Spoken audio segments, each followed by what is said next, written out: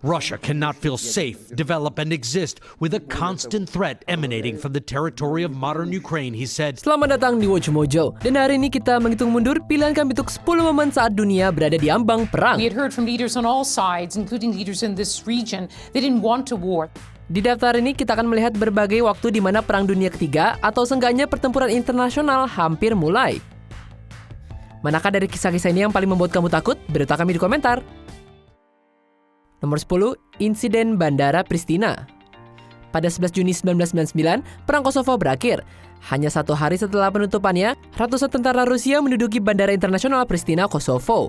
This move was unscripted, and it caused quite a lot of ruction.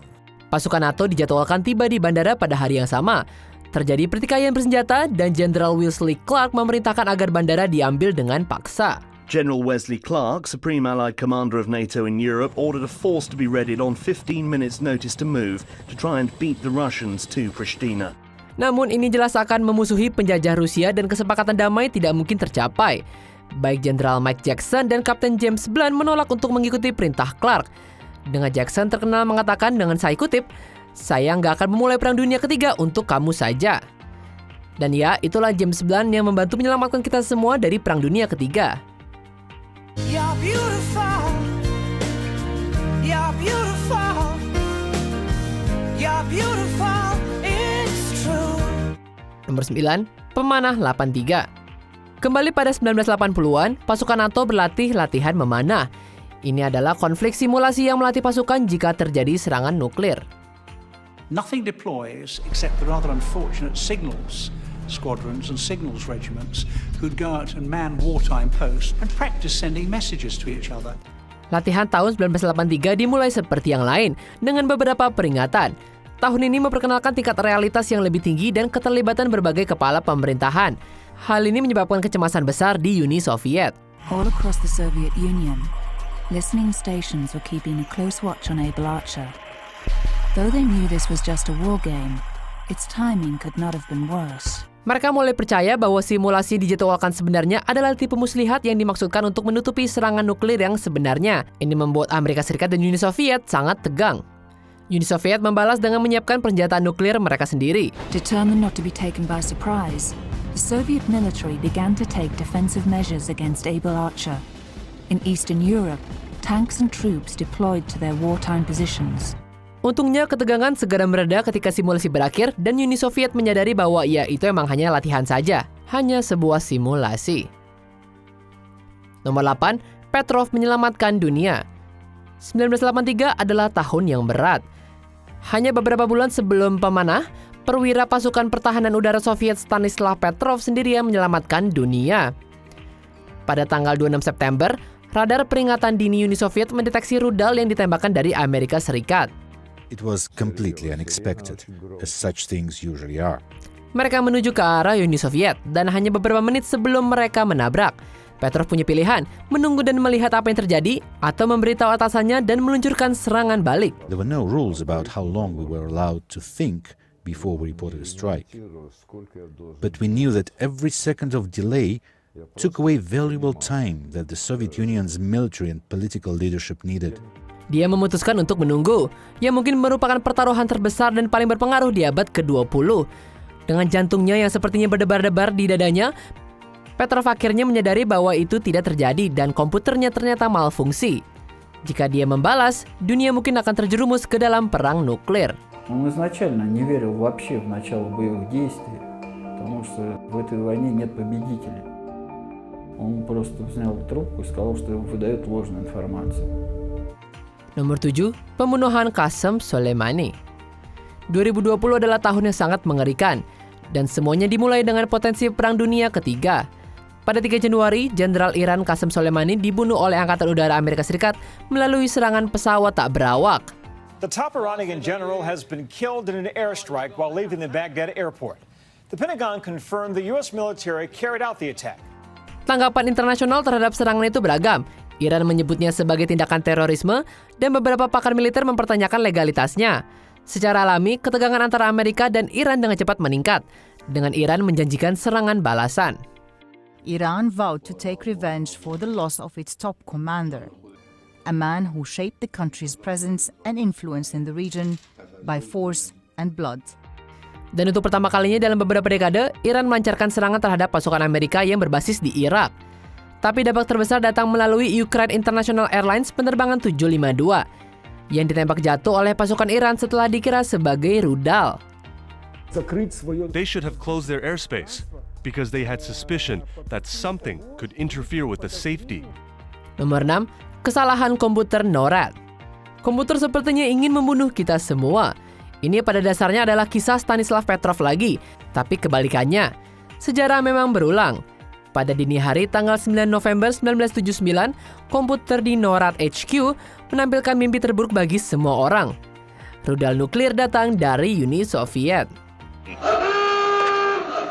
Better get the old man down here. Overday, we have Soviet missile warning. Check for malfunction and report competent. Semua orang mulai panik dan rencana serangan balik segera diluncurkan. Tapi sekali lagi, penasihat keamanan nasional Zbigniew Brzezinski memutuskan untuk duduk dan menunggu. Stand by to launch missiles, my command. Sure. Dan sekali lagi, nggak ada yang terjadi. Investigasi diluncurkan dan mereka menemukan bahwa seorang teknisi secara nggak sengaja memulai simulasi latihan. A senior State Department official at the time warned Secretary of State Cyrus Vance that false reports of this kind are not a rare occurrence. Kayaknya teknisi itu dipecat sih ya. Nomor 5, insiden roket Norwegia. Insiden kecil ini mengandung banyak pengalaman pertama. Untuk satu hal, itu adalah panggilan dekat nuklir pertama yang terjadi setelah berakhirnya Perang Dingin, yang terjadi pada Januari 1995. In just a few years, what appeared as a new era of friendly relations between Russia and the US had deteriorated into hostile tensions almost as high as those of the Cold War. Yang kedua, ini adalah yang pertama dan sejauh ini satu-satunya kontrol nuklir Rusia Chaget diaktifkan. Pada 25 Januari, tim ilmuwan meluncurkan roket penelitian dari Norwegia yang dimaksudkan untuk mempelajari aurora borealis. Such a rocket launch was nothing unusual. Meskipun mereka memberitahu Rusia tentang peluncuran tersebut, teknisi tidak menerima laporan tersebut dan percaya bahwa itu adalah serangan nuklir. Presiden Rusia Boris Yeltsin membuka kontrol nuklir dan mempertimbangkan pembalasan. For 8 minutes, the Russian military were put on high alert, and the Russian president contemplated launching a nuclear strike on the United States. Untungnya, pengamatan lebih lanjut membuktikan bahwa itu memang hanya roket penelitian, dan rencana serangan nuklir dengan segera dibatalkan. Nomor 4, krisis Berlin tahun 1961. Bayangkan sejumlah besar tank saling menunjuk di tengah Berlin selama 5 bulan berturut-turut, dan kamu sudah melihat krisis Berlin. Clay moved tanks up to the checkpoint.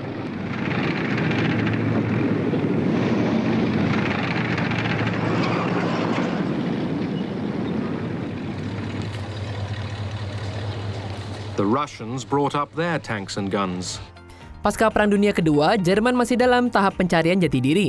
Dan mulai musim panas 1961, pasukan Soviet memerintahkan agar semua pasukan Barat mengosongkan kota tersebut. Tapi pasukan Barat tidak mau.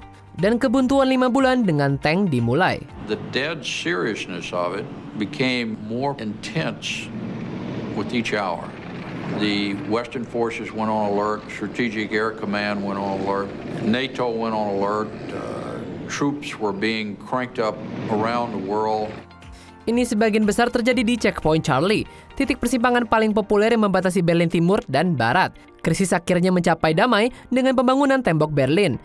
Tembok tersebut terus membelah Berlin secara harfiah dan metaforis selama hampir 3 dekade. This has been a city physically divided for 28 years, but now it's come together, east and west, in a spontaneous outburst of emotion. Nomor 3, invasi Rusia ke Ukraina. Setelah bertahun-tahun meningkatkan ketegangan, Vladimir Putin memerintahkan invasi penuh ke negara tetangga, Ukraina. Putin calling the attack a necessary measure to protect Russia's security, warning interference would lead to consequences never seen before.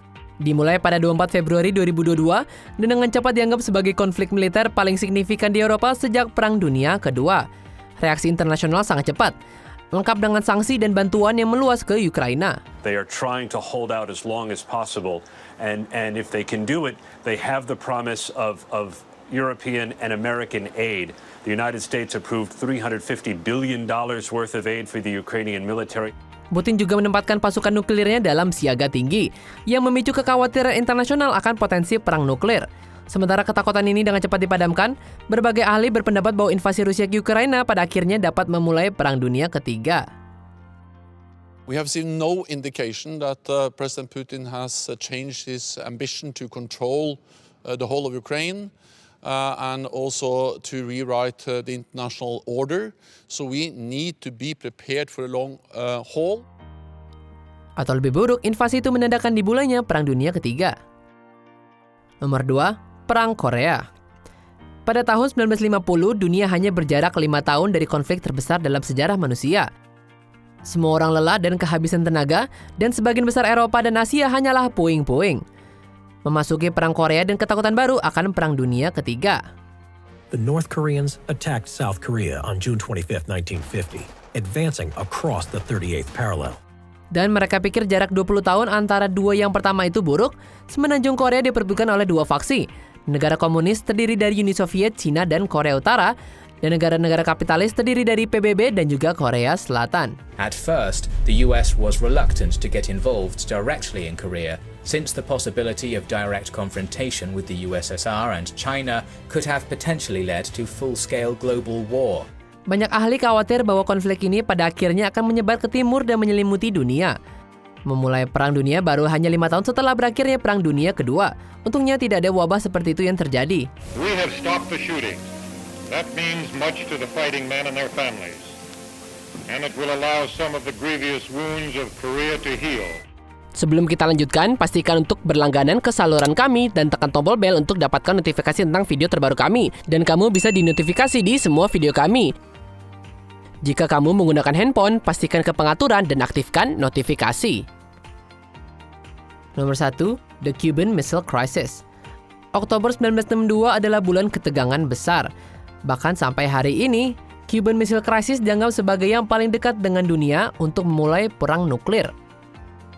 Then this country will do whatever must be done to protect its own security and that of its allies. Dimulai pada pertengahan Oktober dengan Amerika dan Uni Soviet saling menuding nuklir. Amerika mengerahkan rudal di Italia dan Turki, sehingga Soviet mengerahkan rudal rahasia mereka di Cuba. Within the past week, unmistakable evidence has established the fact that a series of offensive missile sites is now in preparation on that imprisoned island. Kebuntuan nuklir yang tegang terjadi dan perang habis-habisan dihindari oleh banyak orang penting. Perwira Angkatan Laut Soviet Vasily Arkhipov mencegah kapal selam meluncurkan rudal nuklir, dan Presiden John F. Kennedy mengabaikan saran untuk menyerang Kuba. The Soviet Union had agreed to withdraw from Cuba in exchange for the U.S. removing missiles it had placed in Turkey and Italy. So, the nuclear missile sites were dismantled and the Soviets left. Krisis itu berakhir dengan damai, tapi jika salah satu dari kedua orang ini mengambil pendekatan yang berbeda, ya kita nggak ingin sih memikirkan akibatnya.